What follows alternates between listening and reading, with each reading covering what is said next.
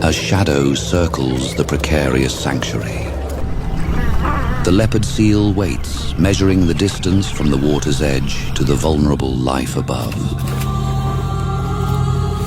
It lingered on the surface, already calculating the precise trajectory for a terminal strike. For the mother, this small bundle of down represents her entire lineage. The ice floe drifts alone, distant from the colony, nothing else to swim to. If she leaves, both will be lost to the merciless sea. She edges toward the far side of the ice.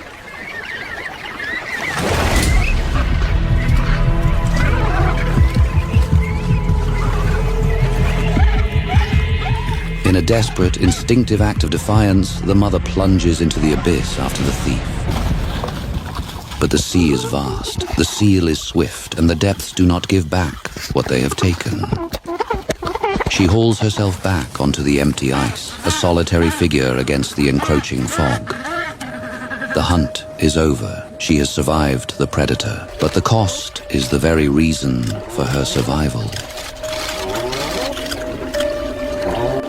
Hours drag by, and now a new threat emerges. Not one, but three, circling beneath the icy water.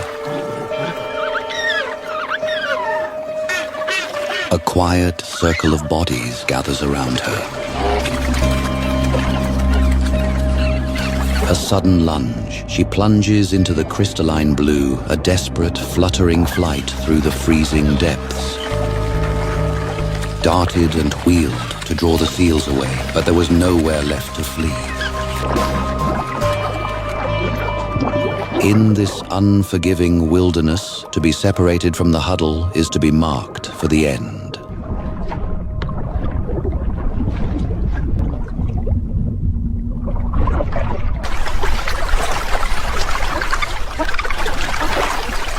Exhausted, the mother returns to the same ice floe, believing the surface offers sanctuary. The predators followed her again, but this time with another strategy.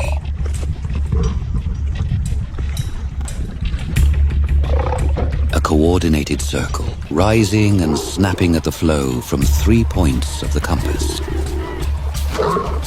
Jaws clap in her face from every angle. A rhythmic and terrifying chorus of teeth.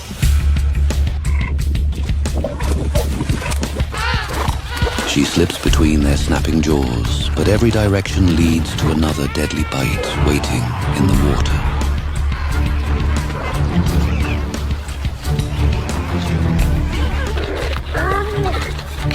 She is trapped under three great weights. Each one tests her strength, seeking a fatal opening. Jaws lock onto her back, and she is shaken with a primeval, terrifying violence that echoes across the empty ice. The other two emerge to join the grim work. A frantic tug of war where nature's indifference is written on this ice floe.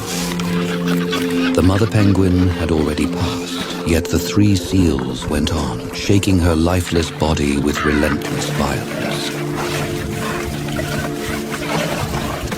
The alliance is shattered. Three seals, moments ago a hunting party, are now locked in a savage dispute over the prize.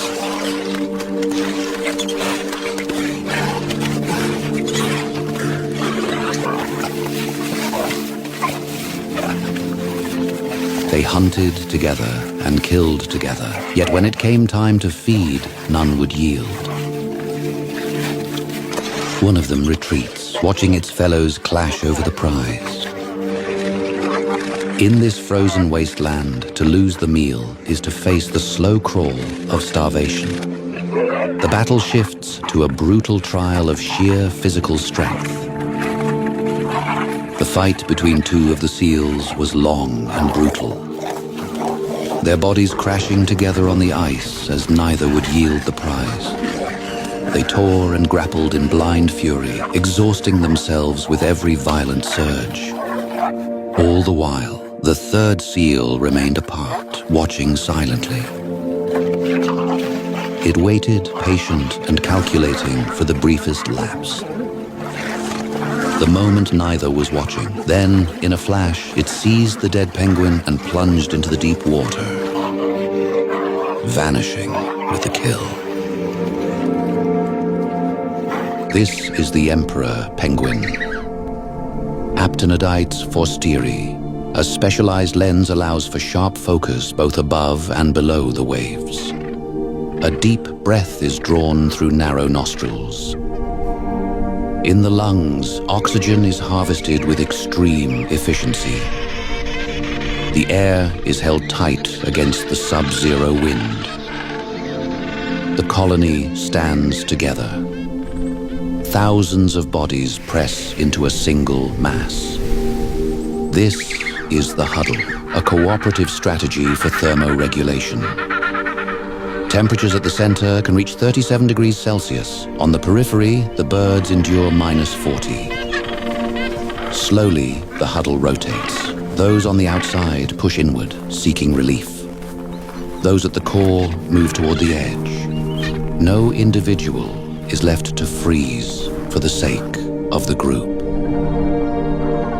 It is a slow, fluid motion of collective survival. Every movement is calculated by instinct and experience. Chicks are tucked safely in the middle, shielded from the gusting Antarctic winds. Adults in the center feel the heat radiating outward. A reminder of the delicate balance between self-preservation and community. A colony stands together on the frozen sea ice. Penguins at the edge of the huddle eventually turn their backs to the game. Continuous movement ensures no single individual is exposed for too long. This rotation is a remarkable example of collective cooperation for survival. Slowly, they shuffle toward the center, allowing others to take the brunt of the cold. Chicks gather in large groups called creche. Standing together provides protection and warmth while parents are away. They are becoming more active, testing their strength in the snow. The chicks exercise their flippers, preparing for a life at sea. The chick must grow rapidly before the summer ice begins to melt. If it is not large enough to swim when the ice breaks, it will perish.